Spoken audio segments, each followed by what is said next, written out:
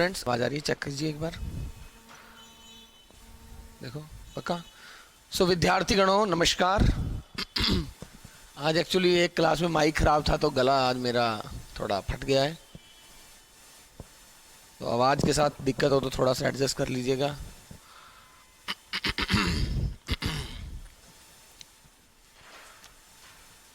सो विद्यार्थी गणों नमस्कार। आवाज आ रही है? Everything is clear?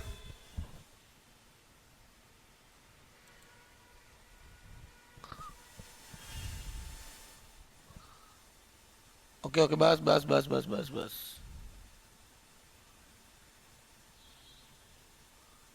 अरे वो एक्चुअली आज इन्होंने कुछ बड़ी क्लास में खड़ा कर दिया और माइक में इनकी दिक्कत आ गई।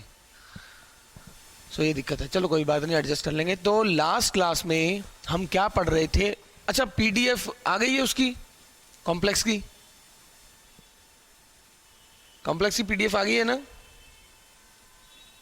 ओके ठीक है, हाँ बोल दिया है स्टूडेंट ने। उसमें जो मिस्टेक वगैरह होगी वो हम डिस्कस कर लेंगे, जो टाइपिंग वाले ने कुछ एरर किए हो तो वो मुझे बता दीजिएगा। सो देखिए आगे हम बढ़ते हैं। 2018 से पहले तक की बात करूं तो कुछ ऐसा आइडिया रहता था कि 5-6 पेपर में से तकरीबन 4 पेपर में ऐसा क्वेश्चन आता था। जो अब मैं करने वाला हूं काफी आसान होता है, और ये था स्क्वायर रूट यानी वर्गमूल निकालना। स्क्वायर रूट का मतलब है किसी भी सम्मिश्र संख्या का वर्गमूल ज्ञात करना। किसी भी कॉम्प्लेक्स नंबर का वर्गमूल यानी स्क्वायर रूट फाइंड आउट करना। जैसे कि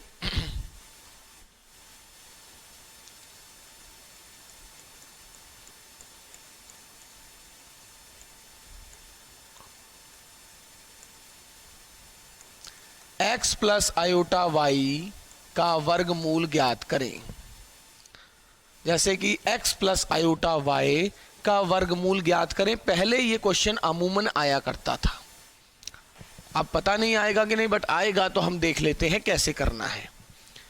x प्लस आयोटा वाई का वर्गमूल ज्ञात करें तो क्या आएगा?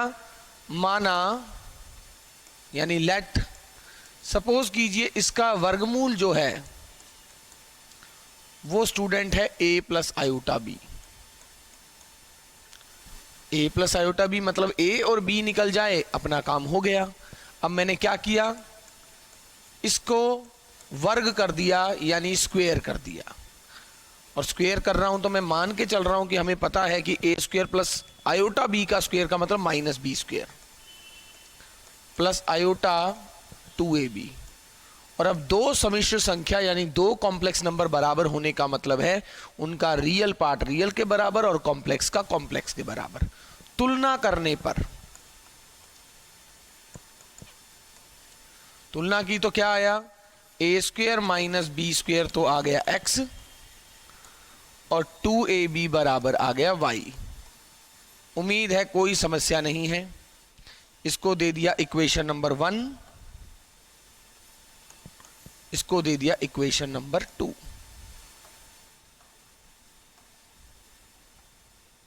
ओके, अब आप देखिए, अब मुझे a और b निकालना है। एक तरीका तो ये होता है कि यहां से a और b निकालकर यहां पुट कर दीजिए, और दूसरा तरीका हम ऐसा भी करते थे।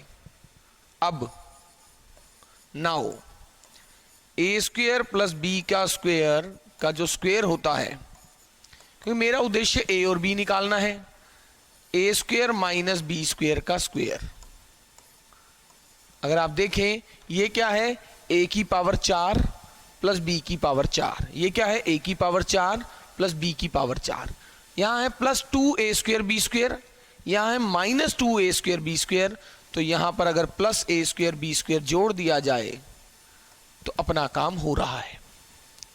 ये हम इसलिए निकाल रहे हैं क्योंकि मैं ए स्क्वायर प्लस बी स्क्वायर निकाल दूं तो ए स्क्वायर माइनस बी स्क्वायर के साथ सॉल्व करके ए और बी निकालना तुलनात्मक ज्यादा आसान है, कंपैरेटिवली ज्यादा इजी है। ए स्क्वायर माइनस बी स्क्वायर दिया हुआ है, ये क्या है? 2ab का स्क्वायर। बताइए ए स्क्वायर प्लस बी स्क्वायर क्या आएगा? यहां प्लस माइनस आएगा कि नहीं?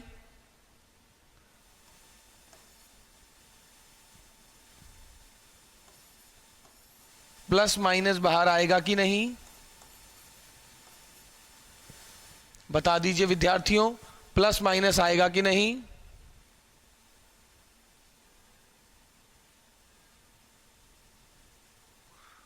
बिल्कुल सही कह रहे हैं बच्चे, नहीं आएगा। वो इसलिए नहीं आएगा क्योंकि ए और बी कॉम्प्लेक्स नंबर में, ये जो ए और बी लिखा है ये हमेशा कैसी संख्या होती है?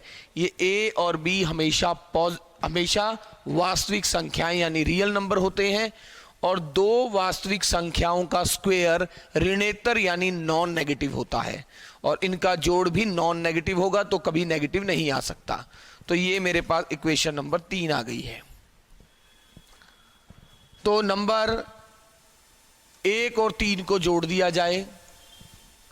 तो अब देखिए इनको जोड़ा जाए तो बी स्क्वायर से बी स्क्वायर कट गया, 2a² बराबर, जोड़ दिया जाए x² plus y² plus x, और a क्या आ जाएगा? प्लस माइनस आएगा कि नहीं? प्लस माइनस आएगा कि नहीं?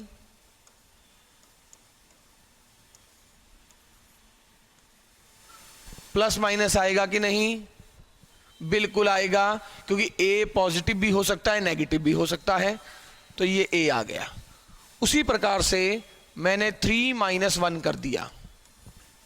3 - 1 तो a² plus b² minus a² plus तो 2b², तो दिस माइनस दिस था, तो ये आ गया √x² plus y² minus x। तो b क्या आ गया? ये बटा 2 का root, x² plus y²।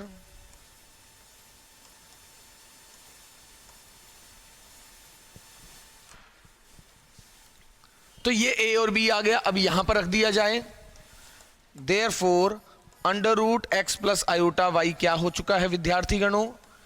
a plus iota b, तो प्लस माइनस लगाया, a ये रहा, b ये रहा। a क्या है? यही होता है अगर मेरा z x plus iota y है तो ये क्या होता है? मॉड z, और x क्या है? रियल z, जिस z का आपको रूट निकालना था, बटा 2 प्लस आयोटा b। b क्या है? Mod z minus real z, mod z minus real z बटा 2। तो ये मेरा आंसर आ गया है। मेरे कहने का क्या तात्पर्य है?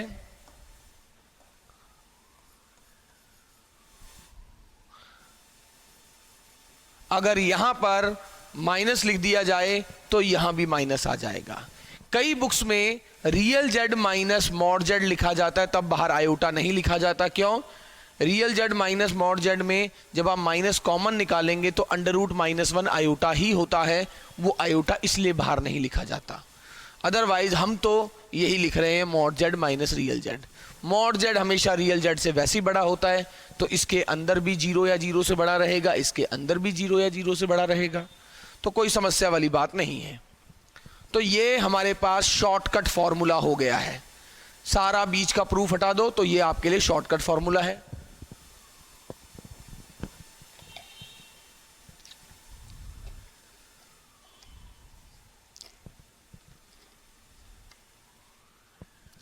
तो ये आपके पास फॉर्मूला आ चुका है, जिसको आप नोट डाउन कर लीजिए।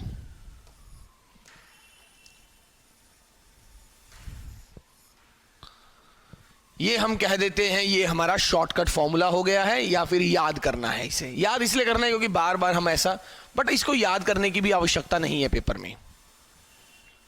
क्यों नहीं है विद्यार्थियों? आप देख सकते हो क्यों नहीं है? क्योंकि अगर a का रूट b है तो b का क्या a होगा? अगर a का रूट b है, a का वर्गमूल b है, तो b का a क्या होगा? भाई a का रूट b है तो b का स्क्वायर होगा ना। तो बस पेपर में जो 4 ऑप्शन आ जाएं उनमें से किसका स्क्वायर क्वेश्चन है, अपना वो बात बन जाएगी। पुराने टाइम में तो लोग ऐसे कर लेते थे, कोई दिक्कत ही नहीं आती। अगर ऑप्शन से जाना चाहते हो, फॉर्मूला याद रह गया तो अच्छी बात है, नहीं याद रह गया तो भी अच्छी बात है। हाँ विकास जी, ठीक है। तो मैं अगले पेज में बढ़ूं, इजाजत हो तो अगले पेज में बढ़ जाऊं? इजाजत है? ओके, तो मैं अगले पेज में जा रहा हूं।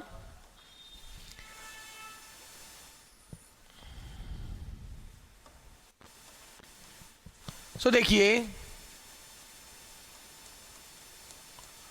वर्गमूल ज्ञात करें।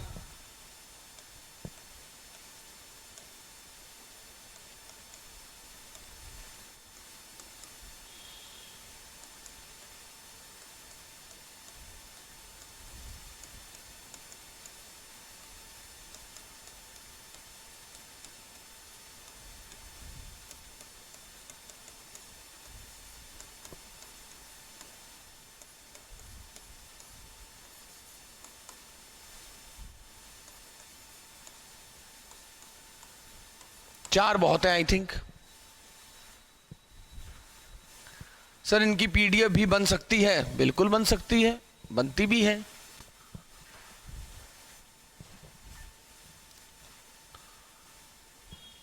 Find square root of this, इनका वर्गमूल ज्ञात करें। इनका वर्गमूल ज्ञात करें। इनका वर्गमूल ज्ञात करें।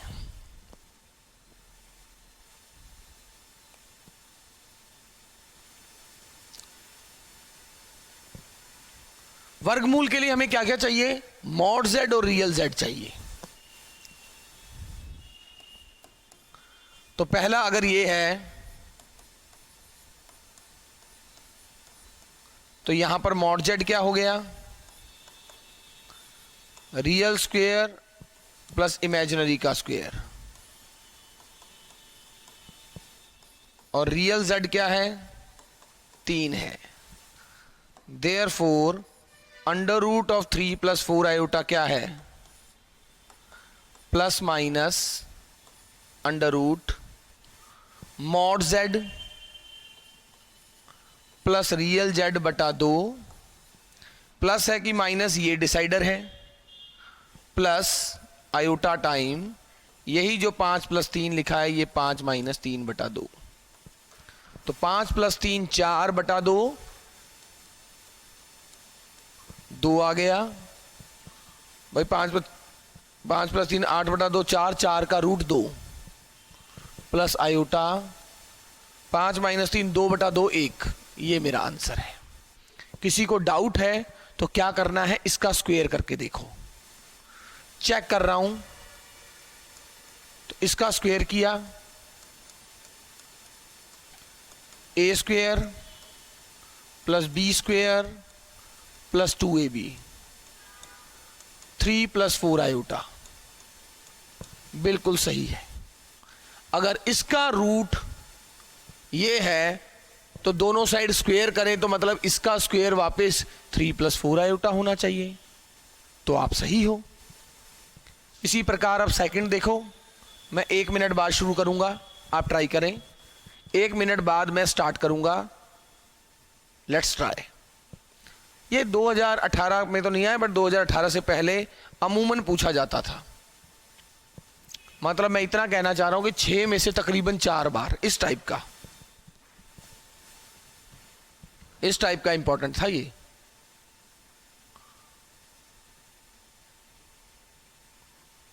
मतलब ठीक ठाक इंपॉर्टेंट था अगर इतना आ रहा है तो।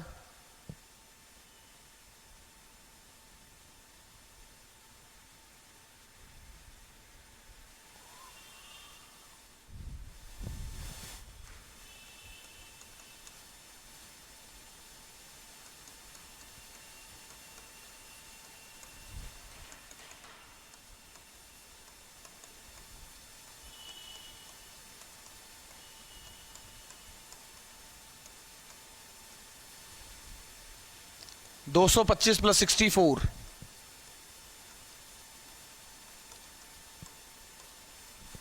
रियल जेड है ही -15,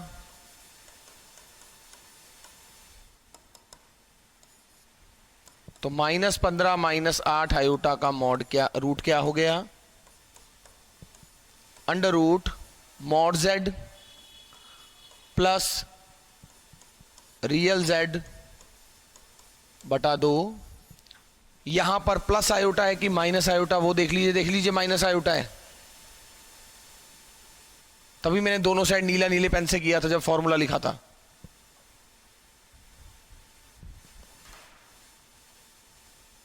जब माइनस आएगा तो माइनस, प्लस आएगा तो प्लस। ये माइनस है तो यहां प्लस आ जाएगा।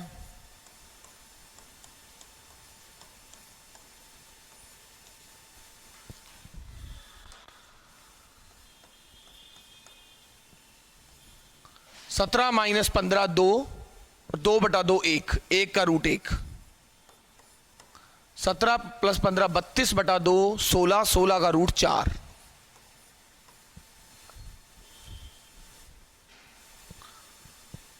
अब है जेड बराबर माइनस आयोटा, तीसरा। मेरे ख्याल से आई थिंक ये तो बड़ा आसान है, फॉर्मूला है, कुछ भी नहीं है। तीसरा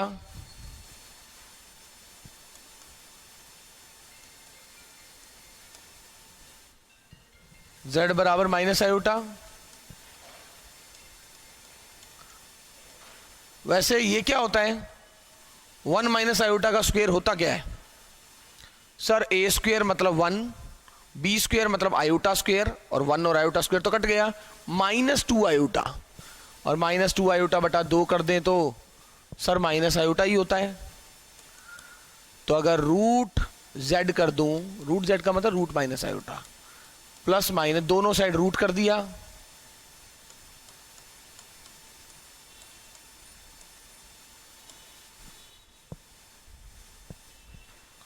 मेरे कहने का क्या तात्पर्य है,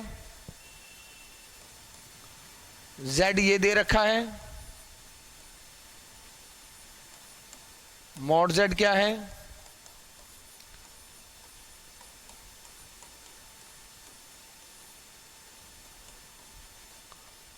रियल z क्या है,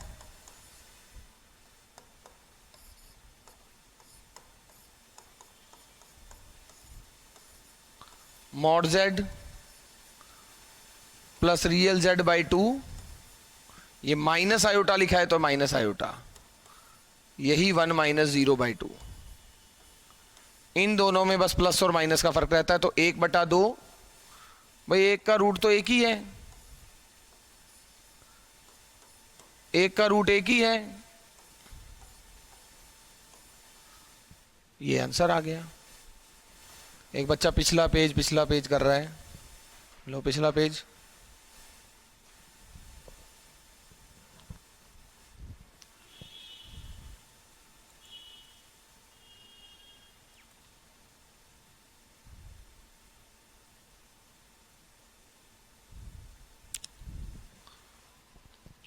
तब तक चौथा करें।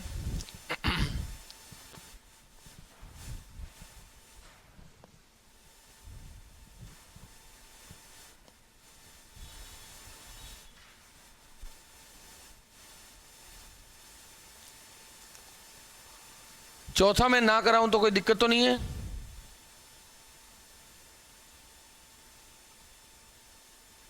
मेरे ख्याल से कोई दिक्कत नहीं होना चाहिए अगर मैं चौथा ना कराऊं तो।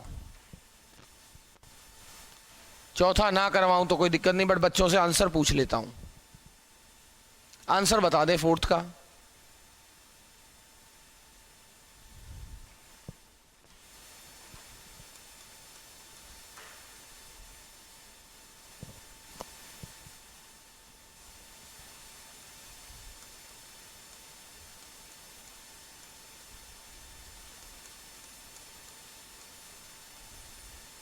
Mod z plus real z by 2, plus iota लिखा है, ये जो माइनस लिखा है इसी के बीच में प्लस।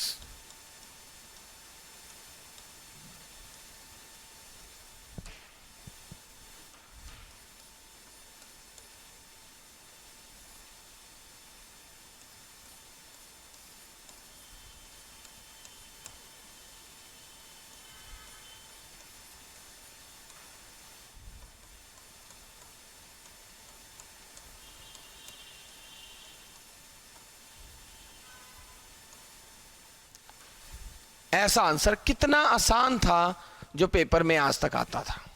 मैंने कहा थोड़ा सा वो बात कर लें, ये पेपर में कभी आया करता था, समझ रहे हो। जो हमारी थियरी चलेगी वो तो चलेगी, बीच बीच में कुछ वो चीज़ भी कर देनी चाहिए, जैसे ये पेपर में आ रही है, पेपर में आती थी और अब आ गई तो स्क्वायर रूट निकाल पाओगे? अगर पेपर में आ गया तो निकाल लेंगे ना, वरना एक बार इसका स्क्वायर और कर लेता हूं, चेक कर लेते हैं एक बार, लास्ट क्वेश्चन, थोड़ी सी जगह बच गई है तो इसका स्क्वायर करें।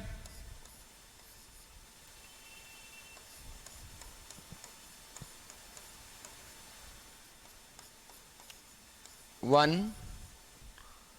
ए square plus b square, 7 iota का square plus 14 iota 2ab minus 48/2 14/2, तो आप देख सकते हैं -24 + 7 आयोटा। इसका रूट अगर ये है तो इसका स्क्वायर वापस यही होना चाहिए था। सो ये हम वर्गमूल निकाला करते थे अगर ऐसा हो।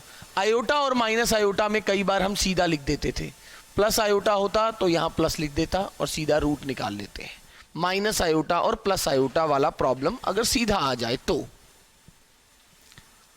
जी आगे बढ़ जाऊं मैं अब? जी बढ़ जाऊं? बढ़ रहा हूं।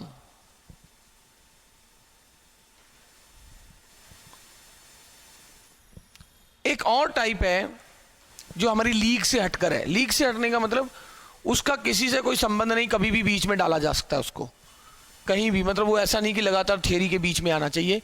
वो क्या है? पुनरावृत्ति दशमलव।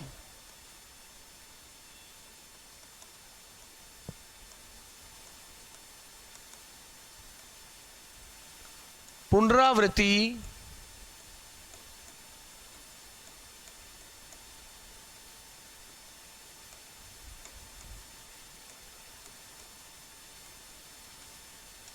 रिकरिंग डेसिमल, यानी पुनरावृत्ति। नो नो नो कर रहे हैं, अरे कितना बात, कितना स्लो लिखता है ये बच्चा। लो ये सिलेबस लेट करवाएगा मुझे लग रहा है, मुझे 6 महीने में कराना है। अब ये तुम्हें देखना है, मैं बीच में से कोई चीज़ गायब भी कर सकता हूँ, टाइम मेरा ख़त्म हो गया तो।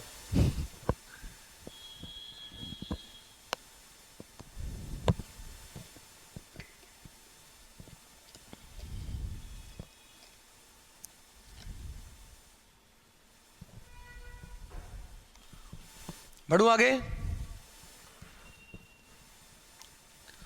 बढ़ू आगे।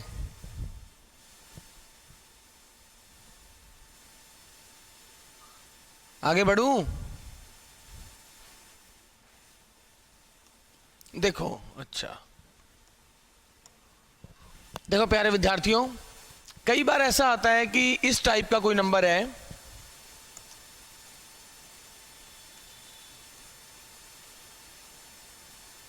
और कहा जाता है इसे परिमेय संख्या के रूप में लिखें, मतलब p/q रूप में लिखें।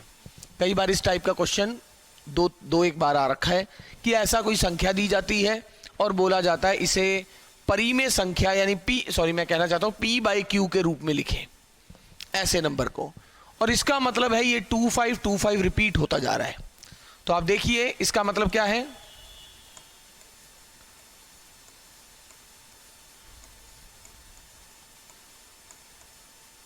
और ऐसे ये प्रक्रिया चलती जाएगी। अच्छा आपको पता है इस नंबर को मैं ऐसा लिखता हूं क्या? किसी को डाउट ना हो तो, उम्मीद है किसी को कोई शक नहीं है।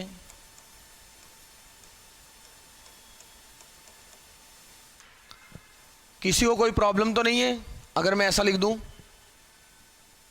ये संख्या को ऐसा लिखा जा सकता है कि नहीं? लिखा जा सकता है, ठीक है। तो यानी मैं इसको लिख रहा हूं 0.6 का मतलब 6/10, 0.02 का मतलब 2/10 स्क्वायर, 5/10 क्यूब। आप चेक कर सकते हो। अरे हटाते थे ना ऐसा बचपन से, /10 लिखते थे, प्लस 2/10 की पावर 4, 5/10 की पावर 5, 2/10⁶ ऐसा चलता जाएगा। आप देख सकते हैं 6/10 तो ठीक है, यहां दो प्रकार की श्रेणियां चल रही है अगर आप ध्यान दो। एक तो 2 टाइप की,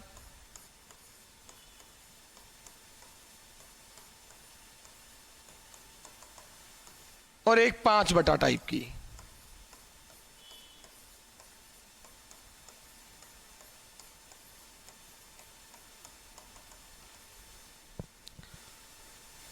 क्या आपको ध्यान है ये श्रेणी कौन सी है? सभी को ध्यान होना चाहिए। ये कौन सी श्रेणी है, कौन सी सीरीज है? कौन सी सीरीज है ये, कौन सी श्रेणी है? ये गुणोत्तर श्रेणी है, जीपी नहीं। जीपी तो होता है ज्योमेट्रिक प्रोग्रेशन, ये है ज्योमेट्रिक सीरीज। ये श्रेणी कौन सी है? गुणोत्तर श्रेणी है। और गुणोत्तर श्रेणी अगर अनंत पदों की श्रेणी है तो इसका फॉर्मूला होता है a/1 - r। a का मतलब पहला पद और r का मतलब वो जो अनुपात यानी रेशो होता है। तो a/1 - रेशो, इसको भाग करें तो 1/100। a/1 - r ऐसा। तो ये क्या आ जाएगा? 6/10, 100 - 1 99/100, 100 से 100 कट गया, 2/99। 100 - 1 99, 100 से ये कटा, 1 10 बच गया, 5/990। 5/990 सिर्फ काटना है।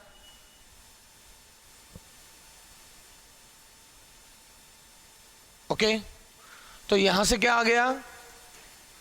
990 लघुत्तम आ गया। 990 लघुत्तम आ गया। तो ये क्या बन जाएगा? 99/6 का 594, 99/10 का। और अगर आप ध्यान से देखो तो आपका आंसर क्या आ रहा है? 519/990। ये आपका आंसर है।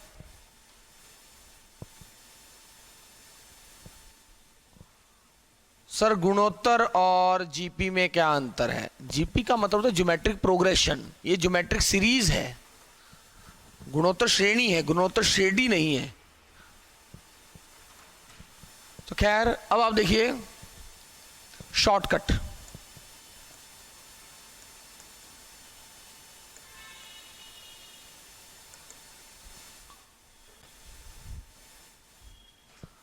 अच्छा 619, हाँ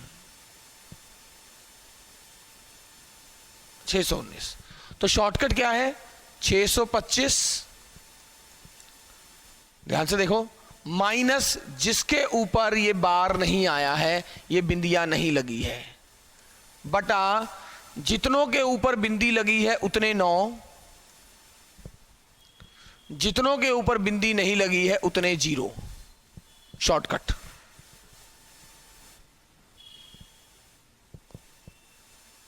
सर ये क्लास 9 में है। अच्छा 9 में है क्या? हो सकता है, मैं तो कॉम्प्लेक्स नंबर का समझ के करा दिया कि कुछ बुक्स में कॉम्प्लेक्स नंबर के अंदर ही लिखा जाता है। अच्छा टाइम वेस्ट कर दिया क्या?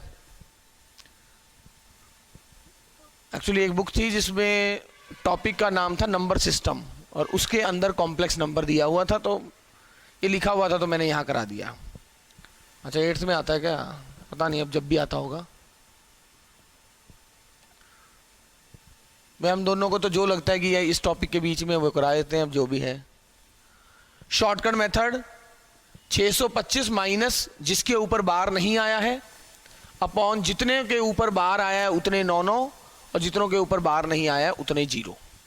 मैं एक बार दोबारा ट्राई करता हूं, एक बार फिर ट्राई करते हैं।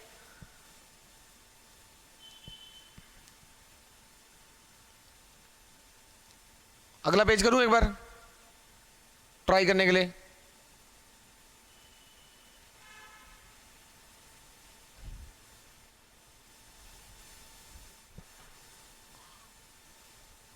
अगला करूं एक बार।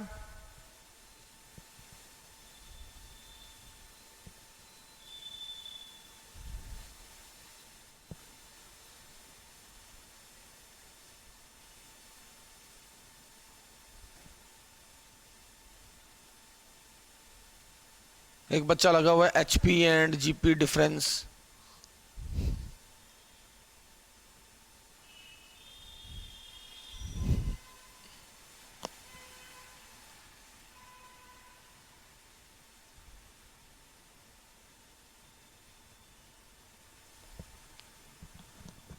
ठीक है,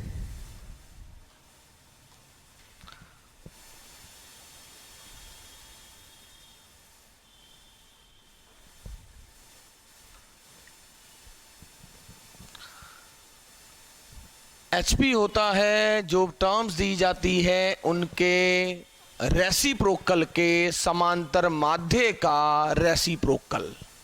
अभी क्या है, जब एपीजीपी आएगा तब पढ़ लेना। अब देखो आगे,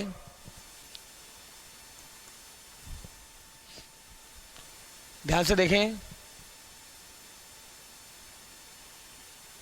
1 point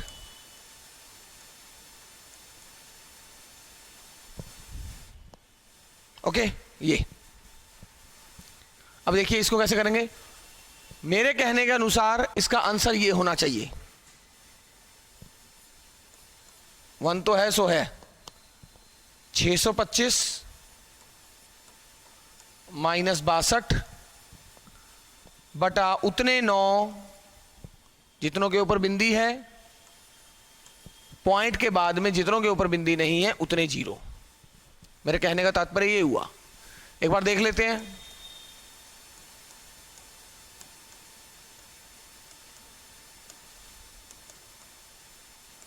let's try this one.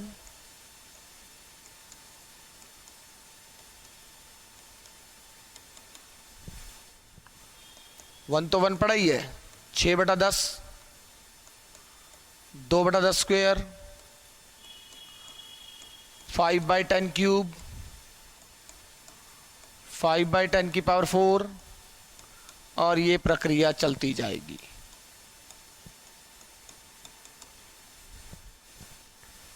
One 6 बटा 10, 5 बटा, ये सीधा बन रही है गुणोत्तर श्रेणी a upon 1 minus ratio 1 plus 6 बटा 10, 2 बटा 10 स्क्वेयर, 10 है, 10 से 1 घटा नीचे 100 रह गया, 10 माइनस 1 9, 9 इंटू 100 900।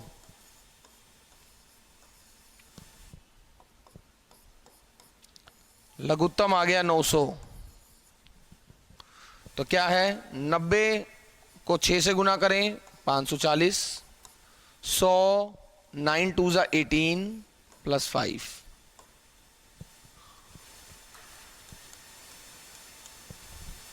540 और 18 558 563।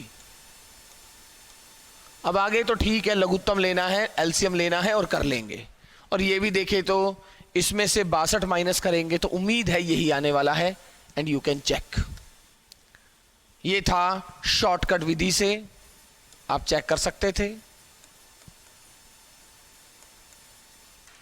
शॉर्टकट विधि, शॉर्टकट मेथड आप देख सकते हैं।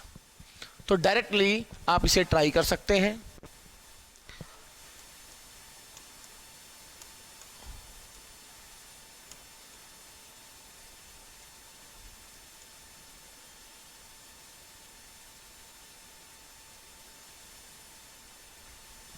अब ये देख लेने क्या इस 0 से फर्क पड़ता है। एक बार ये भी ट्राई कर लो घर पे, अभी नहीं, ये घर पे ट्राई करना है।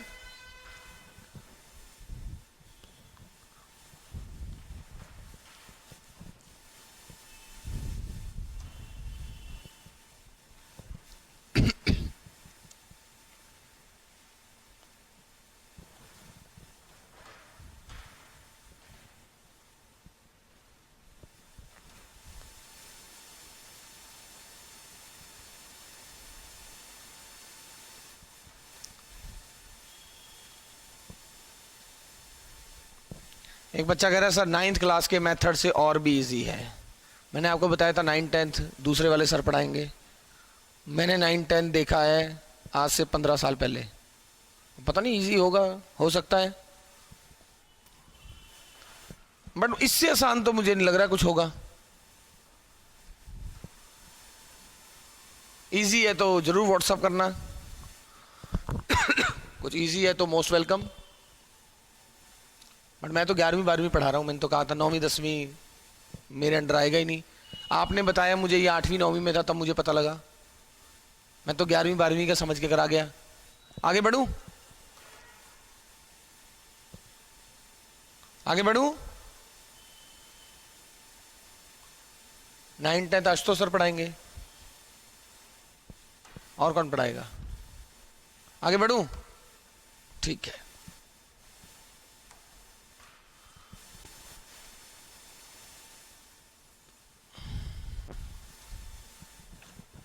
ओके, अब आप देखिए स्टूडेंट्स, आगे कोणांक वगैरह करने से पहले मैं एक बार और कर दूं, क्योंकि हमने लास्ट क्लास में वो फॉर्मूला पढ़ लिया था जो मैक्सिमम और मिनिमम वैल्यू निकलवाता है। मैं थोड़ा सा उसको यूज कर लेता हूं, क्योंकि तकरीबन मैं मानता हूं कि 5 नहीं तो 6 पेपर में से 3 पेपर में ये भी जरूर आता है।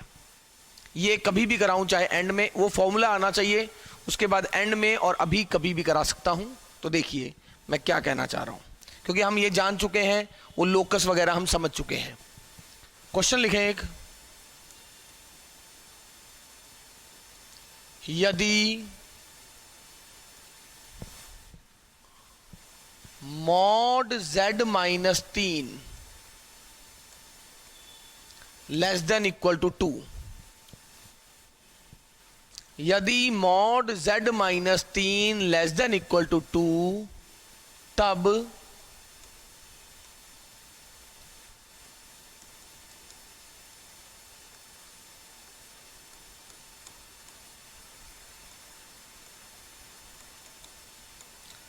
मॉड z की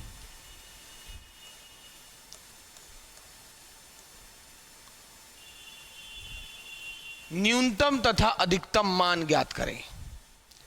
तब मॉड z का न्यूनतम तथा अधिकतम मान ज्ञात करें। एक ये कैटेगरी भी है जो एग्जाम में अमूमन पूछी जाती है। एक तो वही है जैसे हम कॉम्प्लेक्स पढ़ते हैं, एक चेन से कोणांक पूछते हैं, कोणांक के आगे क्यूब रूट ऑफ यूनिटी वो सब आता है। एक उनसे लीक से हटके, जैसे मेरे पास एक असमीका आ गई मैक्सिमम और मिनिमम की, उसका इस्तेमाल करना है। जैसे ये क्वेश्चन आ गया, यदि mod z minus 3 less than equal to 2 है, तब मॉड z का अधिकतम तथा न्यूनतम मान ज्ञात करें।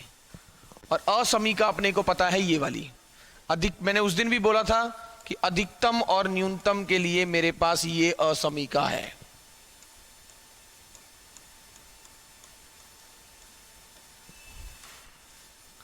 क्या स्टूडेंट को याद है?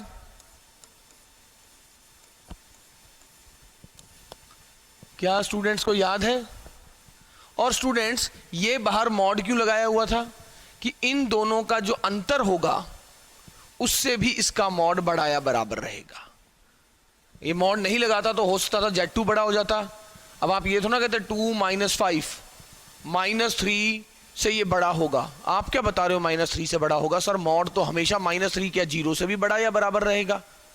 आप मत बताओ भाई ऐसी चीज, ऐसी बता के मैं कर भी क्या लूंगा। इसीलिए ये मॉड लगाया हुआ है कि इन दोनों का जो अंतर है उससे बड़ा, और ये हमने बकायदा प्रूफ किया है, कोई शक नहीं है इसमें, ये हमने बकायदा प्रूफ किया हुआ है।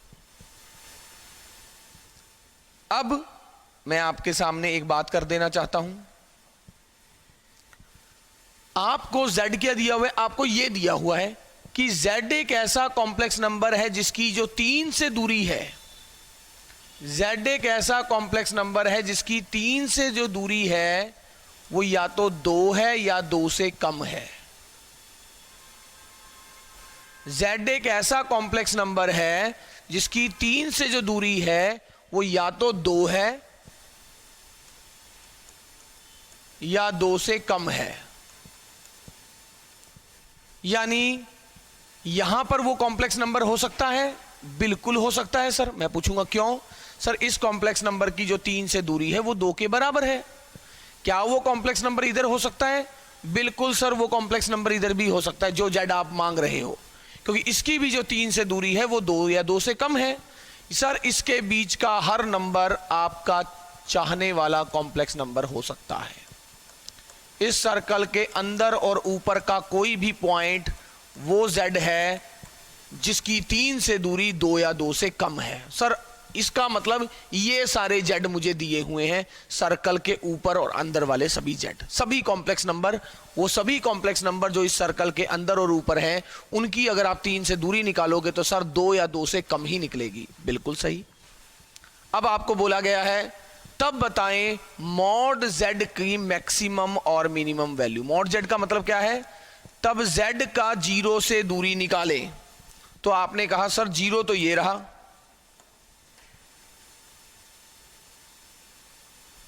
मैंने कहा ठीक है 0 ये रहा।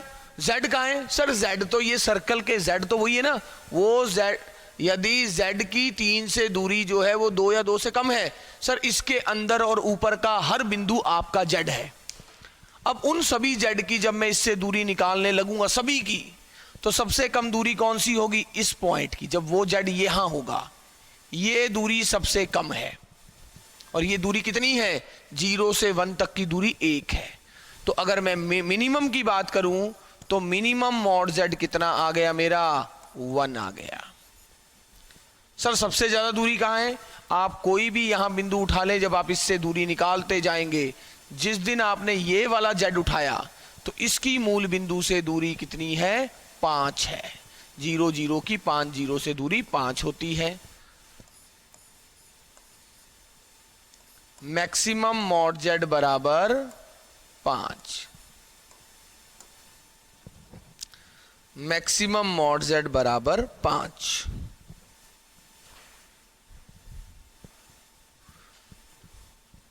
मैक्सिमम मॉड जेड बराबर 5। एक बार ध्यान से देख लें, 1 मिनट का समय दे रहा हूं, विचार कर लें।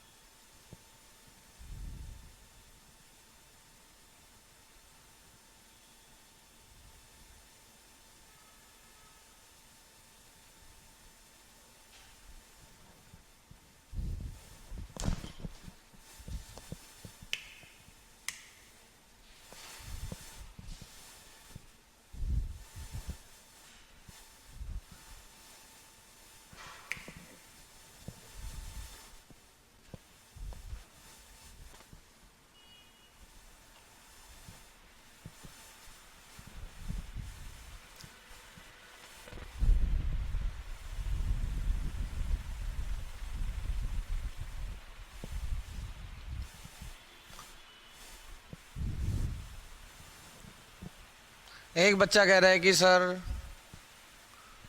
आप किसी आदमी को जानते हो तो मुझे उससे मिलवाओ मत, उसका नाम बता दो। यानी दिखाओ मत, डायग्राम से मत बताओ, किसी और तरीके से बताओ। Very good. सो ये देखिए मिनिमम वैल्यू क्या है इसकी? 1 है, मैक्सिमम वैल्यू 5 है। अब चीज का मतलब समझिए कि z एक ऐसा कॉम्प्लेक्स नंबर है जिसकी 3 से जो दूरी है, z कैसा दे रखा है? z एक ऐसा कॉम्प्लेक्स नंबर दे रखा है। एक बच्चा कह रहा है सर इसे डिस्क कहते हैं। हाँ, क्लोज डिस्क कहते हैं, बट ठीक है मैं उस पर जाना नहीं चाह रहा हूँ, क्लोज डिस्क कहते हैं। तो z एक ऐसा कॉम्प्लेक्स नंबर है जिसकी 3 से दूरी 2 या 2 से कम है। तो आपका जो z है वो इस सर्कल के ऊपर और अंदर के सभी पॉइंट हैं। ये सारे z दे रखे हैं। अब आपको क्वेश्चन क्या बोला है कि मॉड z की मिनिमम और maximum value. What is the meaning of mod z? Mod z क्या होता है? मॉड z का मतलब है z की 0 से दूरी निकाल लें। तो आपने कहा सर ये रहा 0, इसकी जब z से अलग अलग z से दूरी निकालेंगे तो सर अलग अलग दूरी आती जाएगी। मैंने कहा बिल्कुल सही, मगर सर मिनिमम दूरी बताओ और मैक्सिमम दूरी बताओ। z की 0 से मिनिमम दूरी, तो मैंने कहा जब वो z आपका 1,0 वाला z आप उठाओगे तब उसकी दूरी सबसे कम होगी, जब 50 वाला उठाएंगे तो दूरी सबसे ज्यादा होगी। इसीलिए मिनिमम दूरी,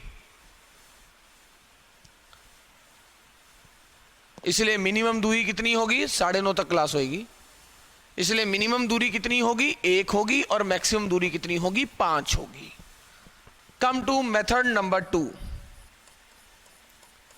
अगर कभी भी एग्जाम में मिनिमम और मैक्सिमम वैल्यू निकालनी आ जाए और सारे ऑप्शन अलग अलग हों, तो आपको केवल और केवल मैक्सिमम पे ही अटैक करना है।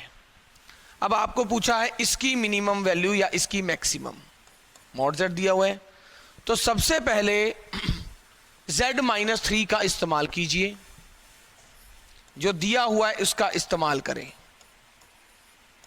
तो z-3 + 3 आपने कर दिया, आप इसका इस्तेमाल करना चाहते हैं। अब z1 + z2 का जो मॉड होता है वो, सो स्टूडेंट्स ठीक है, कल इसको क्लियर करना थोड़ा, हाँ ठीक ठीक ठीक ठीक। तो ये रही मैक्सिमम वैल्यू। तो मॉड z की मैक्सिमम वैल्यू क्या आई, क्योंकि मुझे इसको यूज करना है, तो मॉड z क्या होता है, z-3 + 3।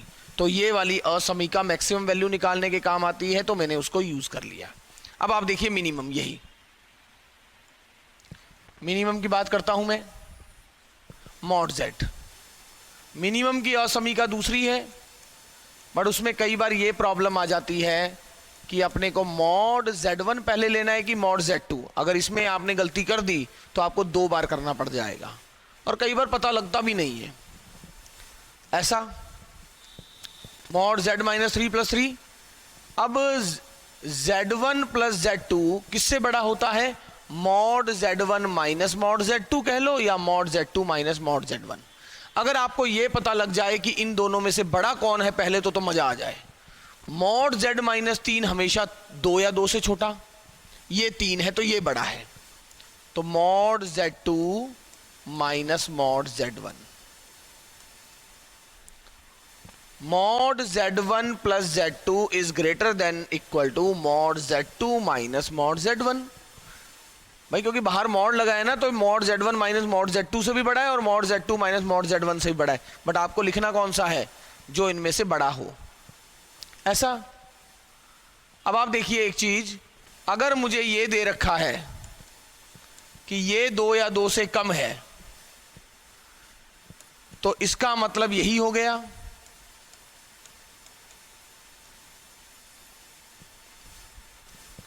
तो इसका मतलब यहां आपने 3 में क्या जोड़ा है, माइनस मॉड z-3।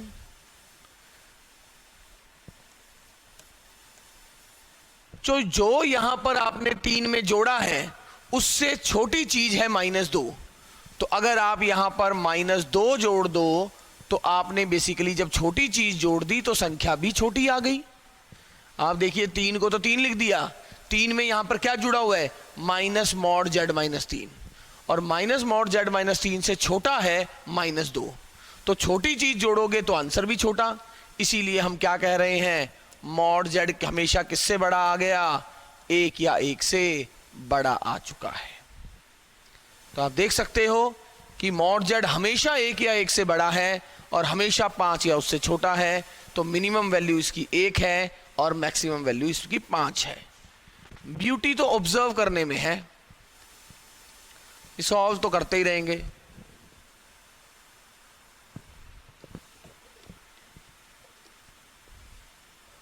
चलो कोई बात नहीं। अब वो क्वेश्चन कहने को ऐसा भी कह सकता था, जरूरी तो ना मॉड z लिखना था, ऐसा लिख देता। तो अभी दिक्कत कहां आ रही है, दिक्कत कहां आ रही है, ये देखिए ना, z एक ऐसा कॉम्प्लेक्स नंबर है जिसकी 3 से जो दूरी है वो हमेशा 2 या 2 से कम है।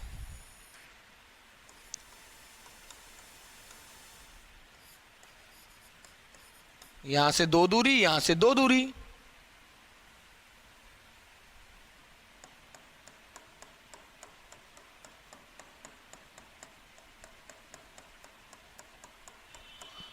अब आप देखिए क्या बोला जा रहा है। तो आपको जो दिया हुआ है ये दिया हुआ है, z एक ऐसा कॉम्प्लेक्स नंबर है जिसकी 3 से जो दूरी है वो हमेशा 2 या 2 से कम है। z की 3 से दूरी 2 या 2 से कम है, तो इस सर्कल के ऊपर और अंदर का हर बिंदु आपके लिए z काम कर रहा है। अब आपको बोला है बताइए उस z -1 की दूरी क्या है। मैंने कहा भाई z ये चुनोगे तो उसकी 1 से कुछ दूरी होगी, ये चुनोगे तो कुछ दूरी होगी, ये चुनोगे तो कुछ दूरी होगी। कह रहे ठीक है, आपने सारी दूरियां निकाल दी, अब बता दो सबसे मिनिमम दूरी कौन सी है और सबसे मैक्सिमम दूरी कौन सी है। अब वो कह रहा है सबसे मिनिमम और सबसे मैक्सिमम दूरी निकाल दो।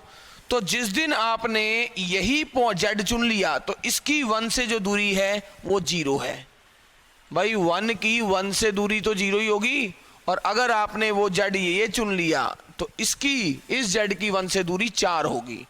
तो इसका जो मिनिमम आंसर है वो तो 0 है, और इसका जो मैक्सिमम आंसर है वो 4 है। इसका मिनिमम आंसर 0 है और इसका मैक्सिमम आंसर 4 है। मेरे कहने का क्या तात्पर्य है विद्यार्थियों, मॉड z -1 को कैसे लिख सकता हूं। सर यहां तो 3 है, 3 के बारे में अपने कुछ पता है, तो -2 कर दो और +2 कर दो। सर ठीक है, वेरी गुड। अब ये देखिए मैक्सिमम वाले असमीका z1 + z2 का मॉड किससे कम होता है, z1 का मॉड + z2 का मॉड, z1 का मॉड + z2 का मॉड, बस काम खत्म। मैक्सिमम निकालना तो बच्चों का काम है, इसीलिए मैंने कहा था इन केस मैक्सिमम मिनिमम दोनों पूछ लिया जाए और मैक्सिमम से बात बन रही हो तो मैक्सिमम की तरफ अटैक करना पहले, मिनिमम का बाद में सोचना। इसी प्रकार अगर मैं मिनिमम पे आऊं तो दोबारा वही काम करूंगा, z -1 की मिनिमम और मैक्सिमम वैल्यू निकालनी है।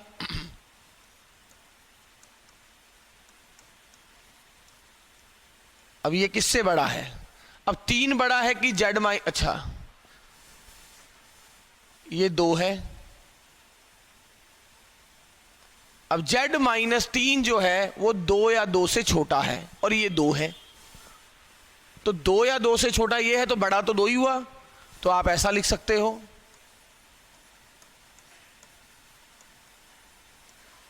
अरे भाई z1 + z2 का मॉड किससे बड़ा होता है, z1 + z2 का मॉड किससे बड़ा होता है, मॉड z1 - मॉड z2। बाहर मॉड लगाने का मतलब चाहे मॉड z2 - मॉड z1 कह लो। अच्छा, और अब आप देखिए ये दोबारा मैंने अभी लिखा था z -3 का मॉड अगर 2 या 2 से कम हो तो ये बड़ा होता है। तो यहां 2 में क्या जुड़ा हुआ है, 2 में जुड़ा हुआ है -z -3। अरे 2 में क्या जुड़ा हुआ है, ये जुड़ा हुआ है, 2 में ये जुड़ा हुआ है। अब आप 2 में इससे छोटी चीज जोड़ रहे हो, छोटी चीज जोड़ोगे तो छोटा,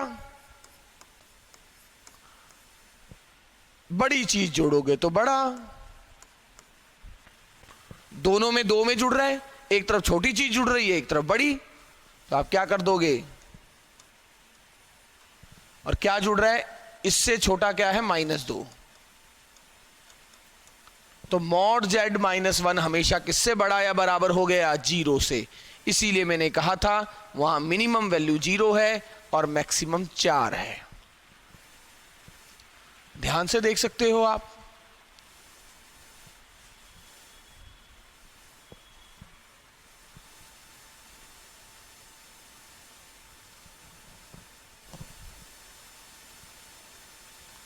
अब आप देख लीजिए, अगर मैं इसके बीच का ही कोई पॉइंट बोल देता,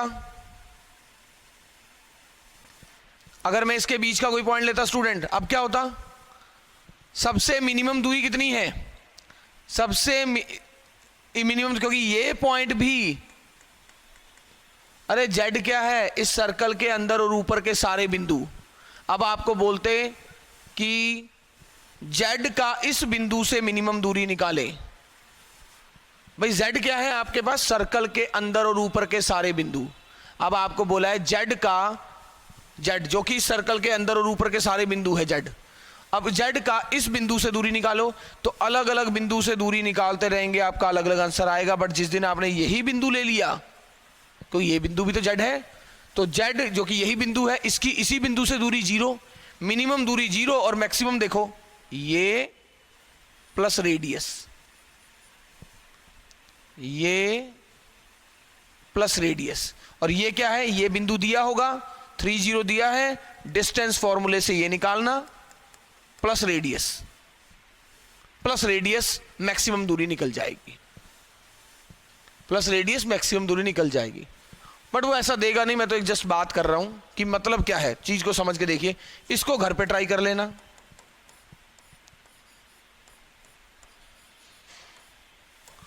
इसको घर पे ट्राई कर लेना, z+1 के मॉड का मैक्सिमम वैल्यू, मॉड z+1 की जो मैक्सिमम वैल्यू है, इसे घर पे ट्राई करना। ठीक है स्टूडेंट्स,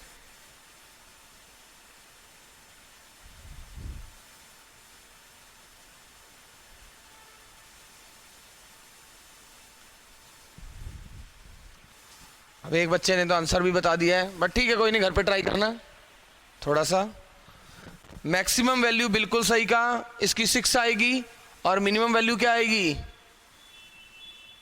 अगर ज्योमेट्रिकली आप समझ पा रहे हैं तो बड़ा आसान है। z एक ऐसा कॉम्प्लेक्स नंबर है जिसकी -1 से आपको दूरी निकालनी है, क्योंकि इसको आप ऐसे लिखते हो, z एक ऐसा कॉम्प्लेक्स नंबर है जिसकी -1 से दूरी फाइंड आउट करना चाहते हैं, और z क्या है, इस सर्कल के ऊपर और अंदर का हर पॉइंट। तो जब इस सर्कल के अंदर और ऊपर के सभी पॉइंट से डिस्टेंस निकालेंगे, तो मिनिमम डिस्टेंस कौन सा होगा, ये ब्लू वाला पॉइंट, यानी 2 आ जाएगा मिनिमम। एब्सोल्युटली करेक्ट, बिल्कुल सही। इसका जो मिनिमम आंसर आने वाला है वो 2 आने वाला है। तो ठीक है स्टूडेंट, नोट कर लिया, आगे बढ़ूं। हाँ अमित जी, समझ आ रहा है, कुछ पल्ले पड़ रहा है, ठीक है, थैंक यू वेरी मच। तो मैं आगे बढ़ता हूं। तो ये कई बार आपको जब कंडीशन दी जाती है, तो आपको मतलब z दिया जाता है कि z एक ऐसा कॉम्प्लेक्स नंबर है, जैसे मैंने पिछले क्वेश्चन में किया था, z एक ऐसा कॉम्प्लेक्स नंबर गिवन था जिसका एक फिक्स्ड नंबर 3 से जो डिस्टेंस था, that is always less than equal to 2, वो सदैव 2 या 2 से छोटा है। तो आपने कहा इसका मतलब जो मुझे z दिए हुए हैं वो इस सर्कल के ऊपर या अंदर के बिंदु दिए गए हैं। अब आपको बोला है इस z का जो आपको दिए हुए हैं उनका मूल बिंदु से दूरी ज्ञात करें, यानी मॉड z निकालें। यही बातें की हुई थी, यही था ना। हाँ भाई, क्लियर है कि नहीं। तो देखिए आगे, अब इसी चीज की बात करूं तो टाइप नंबर 2 की बात करूं, तो उसमें कई बार क्या होता है, z आपको बताया नहीं है, और जब आपको z नहीं दिया है, इसका मतलब क्या हुआ, अब आपका z इस सम्मिश्र तल, इस कॉम्प्लेक्स प्लेन का कोई भी पॉइंट हो सकता है। अगर आपको z गिवन नहीं है, लाइक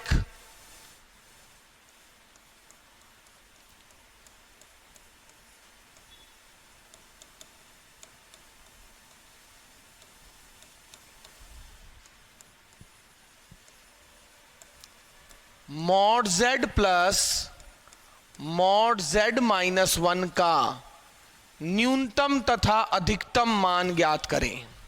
यहां पर आपके पास z की कोई इंफॉर्मेशन नहीं है, z कुछ भी हो सकता है।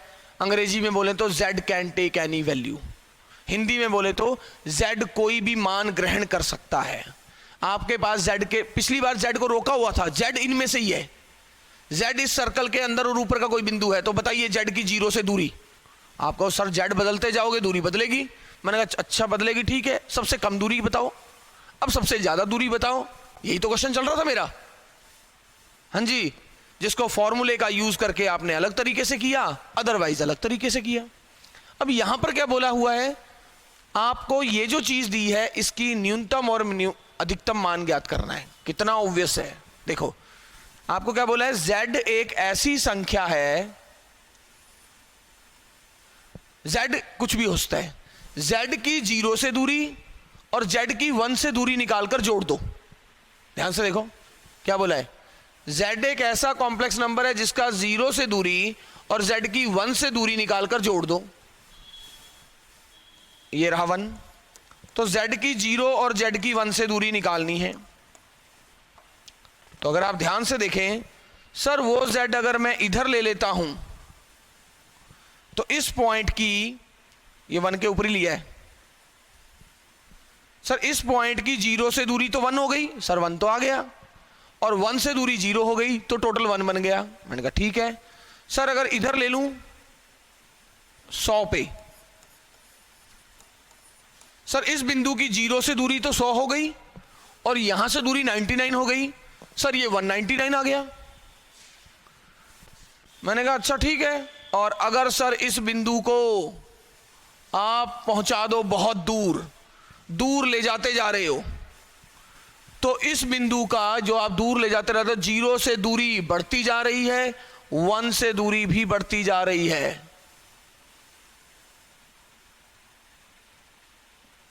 और इसका टोटल कहां जा रहा है, अनंत की तरफ।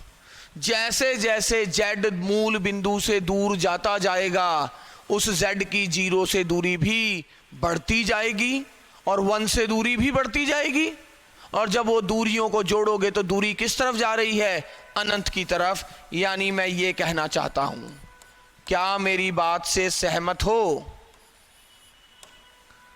हां भाई, क्या मेरी बात से सहमत हो? इस बार z पर कोई भी प्रतिबंध लागू नहीं हो रहा है, कोई भी रिस्ट्रिक्शन लागू नहीं हो रही है। एग्रीड और नॉट?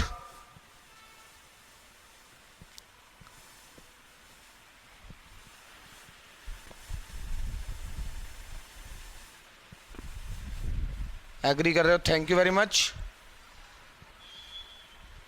हाँ सुरेंद्र चौधरी जी, हाँ जी भारती जी, समझ आ रहे हैं, थैंक यू। अब बात आई, इसमें कभी मैक्सिमम नहीं पूछेगा, पूछेगा तो मिनिमम पूछेगा। अब मैं आता हूं मिनिमम पर, मिनिमम वैल्यू की बात है। अब मिनिमम देखिए,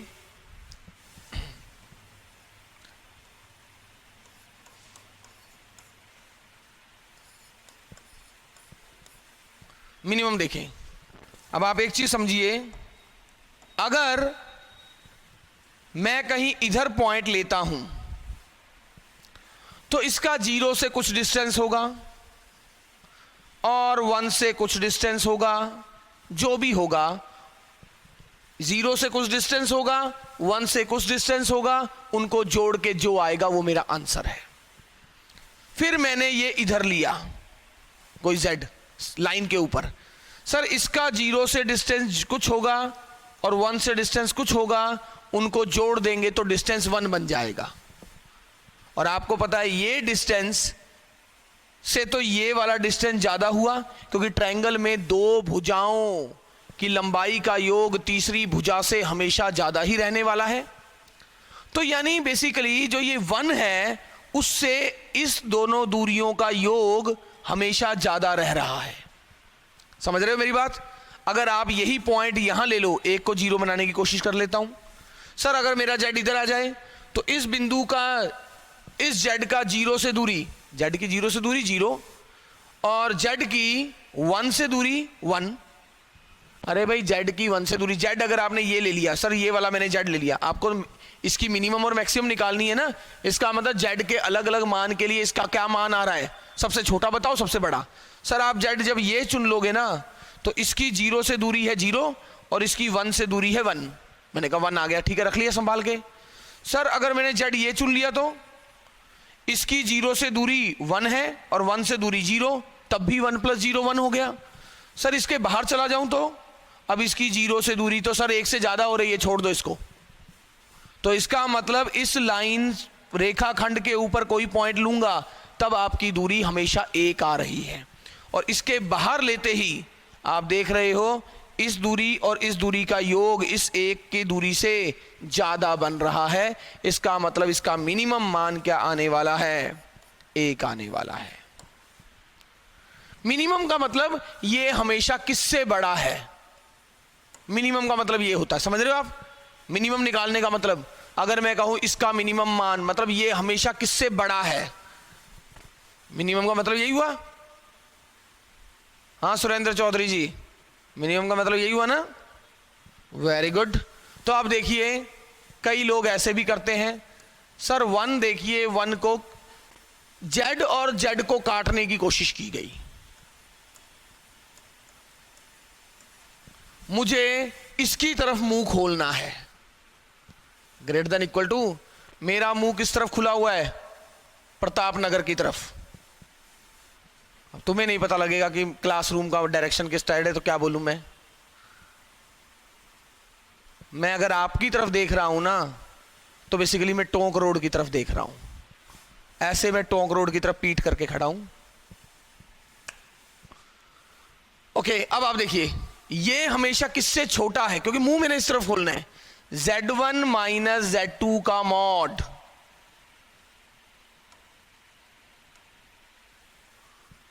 is less than equal to mod z1 plus mod z2, तो mod z1 plus mod z2। और आप देख पा रहे होंगे विद्यार्थियों कि ये चीज हमेशा 1 या 1 से बड़ी ही होती है, यानी अगर ये चीज हमेशा 1 या 1 से बड़ी, यानी इसका न्यूनतम मान मिनिमम वैल्यू 1 है। जी विद्यार्थी गणों, कल मैं कोणांक वगैरह पढ़ूंगा, कोणांक होता था ना, आर्गुमेंट वगैरह। आज मैंने कहा कि चलो वो हमने इनइक्वालिटी की हुई है तो थोड़ा सा उसको देख लें। बात समझे मेरी?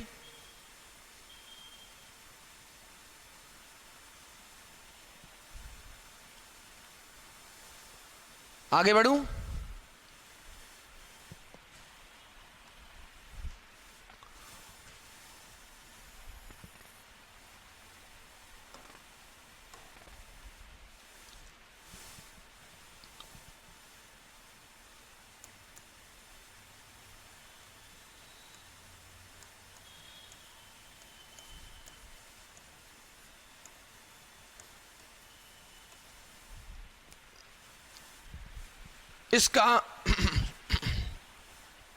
इसका मिनिमम और मैक्सिमम मान ज्ञात करना है अपने को।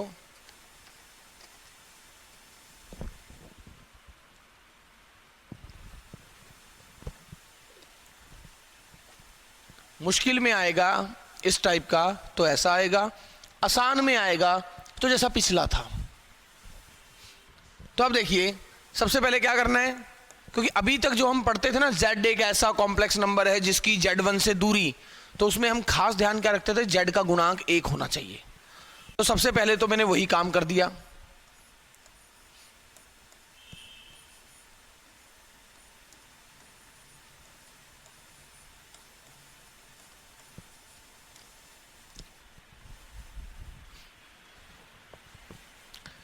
z एक ऐसा कॉम्प्लेक्स नंबर है जिसकी हाफ से दूरी निकालो। देखो मैक्सिमम तो अनंत है, कोई डाउट ही नहीं है, मैक्सिमम को लेके मुझे कोई डाउट नहीं है। क्यों डाउट नहीं है? z एक ऐसा कॉम्प्लेक्स नंबर है जिसकी हाफ से दूरी निकालो और फिर उसको 2 से गुना कर दो, 2/3 से दूरी निकालो फिर 3 से गुना कर दो।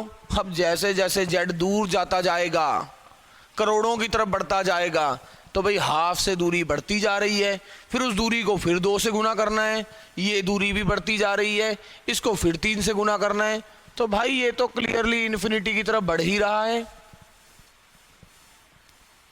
समझ रहे हो ना, z को दूर दूर ले जाता जाऊंगा, z को जैसे जैसे मूल बिंदु से दूर ले जाता जाऊंगा ये अनंत की तरफ बढ़ता जाएगा। अब मुद्दा यहां पर मिनिमम का ही है। अब आप देखिए ब्यूटी, देखो इसकी, ये रहा हाफ,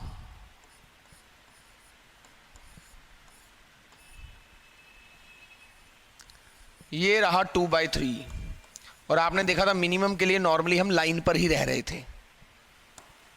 अब मेरी बात सुनो, इन दोनों का अंतर कितना है?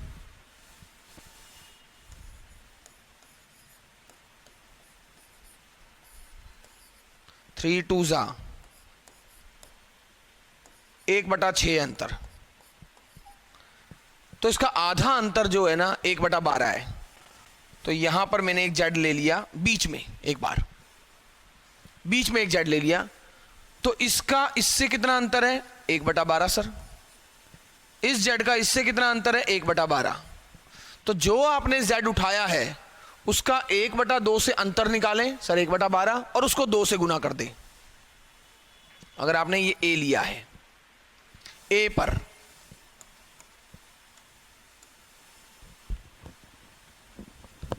पर क्या होगा, ए पर 2 गुना 1/12 प्लस 3 गुना 1/12, तो ये क्या आ गया 5/12। एक बच्चा कह रहा 3/2, अरे 5/12 तो यही आ रहा है, आपका आंसर 1.5 कैसे आ रहा है, ये तो वैसे आंसर कम आ रहा है। ओके, अब किसी बच्चे ने कहा, अगर आप ध्यान से देखो आपको क्या करना पड़ा इस ए को लेने पर, कि आपने 1/12 दूरी को तो 2 से गुना किया और 1/12 दूरी को 3 से गुना किया, और अगर वास्तव में आपको आंसर छोटा चाहिए तो आप कभी 3 से गुना नहीं करना चाहोगे, क्योंकि जितनी दूरी को आपने 3 से गुना करते जाओगे वो बड़ी जल्दी से बढ़ेगा 2 के गुना करने की तुलना में। आपकी दोनों जेबों में पे रुपए रख दूं, एक जेब में रोज 3 गुना हो रहे हैं, एक जेब में 2 गुना, तो कौन सी जेब फटाफट भरेगी, जिसमें 3 गुना हो रहे हैं।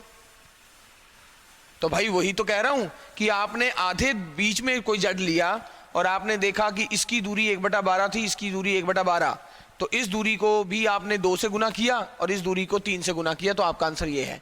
बट अगर आप क्या नहीं करना चाहोगे, अगर आप मान लो ये पॉइंट ले लेते हो बी पर, अगर आप बी पर पहुंच गए, बी पर क्या होगा, इस बिंदु की 1/2 से दूरी 0 और इस बिंदु की 2/3 से दूरी 1/6, और 1/6 को 3 से गुना किया। ये देखो ये ज्यादा आ गया। ज्यादा क्यों आ गया, इस बार आपको पूरी दूरी को 1/6 से गुना करना पड़ा, और यहां पर आपको आधी दूरी को तो पूरी दूरी को 3 से गुना करना पड़ा, जबकि यहां पर आपको आधी दूरी को 3 से और आधी दूरी को 2 से। बट जिस दिन आपका ये पॉइंट सी आएगा तो आप क्या कर रहे हो कि सी 2/3 लेने से क्या हुआ, जैसे ही आपने सी पॉइंट पर कहा, अगर आपने जेड क्या चुन लिया, जेड चुन लिया 2/3, तो 2/3 की 2/3 से दूरी 0, आप 3 से गुना करने से बच गए, और 2/3 की आधे से दूरी कितनी होती है, 1/6, और 1/6 को 2 से गुना करें 1/3, ये देखिए 4/12, 5/12, 6/12, तो आपका आंसर 1/3 आएगा।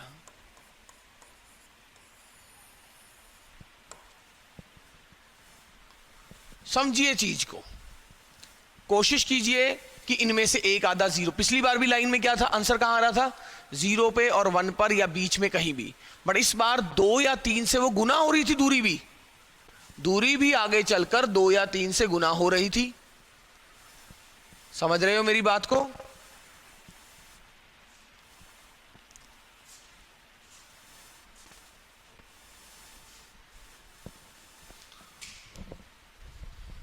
अब अगर इसको सॉल्व करना है वैसे तो कुछ गुना करना पड़ेगा, तभी आएगा 1/3। तो पिछली बार तो 1 लिख के सेट कर दिया हमने काम। किताबों में इसका पता कैसे लिखा जाता है आंसर, हम देख सकते हैं कि इसका आंसर 1/3 होगा। किताबों में अगर आप ये क्वेश्चन देखो तो ऐसा लिखा जाता था। ठीक है, तो मिलते हैं। एक बच्चा कह रहा है समझ नहीं आया, वेरी गुड, घर पे एक बार वीडियो देख के दोबारा कोशिश करें। समझ क्या नहीं आया, आपको अलग अलग जेड ढूंढना था, और आपको क्या बोला था, जेड एक ऐसा कॉम्प्लेक्स नंबर है जिसकी हाफ से दूरी निकाल के 2 से गुना करें, 2/3 से दूरी निकाल के 3 से गुना करें। तो मैं क्यों 3 से गुना करना चाहूंगा अगर मुझे मिनिमम वैल्यू निकालनी है? 3 से गुना करके आंसर छोटा आएगा क्या? तो मैं 3 से गुना करने से बचना चाह रहा हूं, तो 3 से गुना करने से बचना कैसे चाहूंगा? जितना मैं 2/3 के नजदीक आऊंगा उतना ही ये दूरी कम होती जाएगी और उतना ही मुझे 3 से गुना कम करना पड़ेगा। वही बात है, इसीलिए z बराबर 2/3 मेरा काम करेगा। मेरा काम करेगा z बराबर 2/3। एक बच्चा कह रहा कि फॉर्मूले से करवा दो। फॉर्मूले से तो मुझे भी सोचना पड़ेगा, सोचो। इसीलिए तो ये ब्यूटी ये क्यों कराते हैं। जब मैं ये कह रहा हूं कि फॉर्मूले से अब मैं करूंगा ना तो थोड़ा सा ऐसा होता है कि अच्छा इसमें ये गुना किया जाए, ये जोड़ा जाए, तो ये होमवर्क है करना। तो ऐसा चीज का फायदा क्या है? तो आप मतलब मैं जो करवा रहा हूं आपको उसमें कोई इंटरेस्ट नहीं है, आपने मन में सोच लिया फॉर्मूले से करना है तो फॉर्मूला ठीक है, आगे से कोई लंबा 1 पेज का क्वेश्चन होगा मैं लकीर का फकीर बना रहूंगा। मैं जब कह रहा हूं कि इसमें अगर मैं करवाऊंगा तो मुझे सोचना पड़ेगा, इसका मतलब क्या है? कल अगला क्वेश्चन आ जाएगा तो अगले में कुछ और तरीके से सोचना पड़ेगा। आप इस चीज को मतलब ऑब्जर्व नहीं करना चाह रहे हो कि हाँ भाई z एक ऐसा कॉम्प्लेक्स जिसकी हाफ से दूरी निकालो, उससे 2 से गुना कर दो, फिर 2/3 से दूरी निकालो, 3 से गुना कर दो। तो बताइए ऐसे अलग अलग z के लिए ट्राई करेंगे तो छोटी वैल्यू क्या होगी?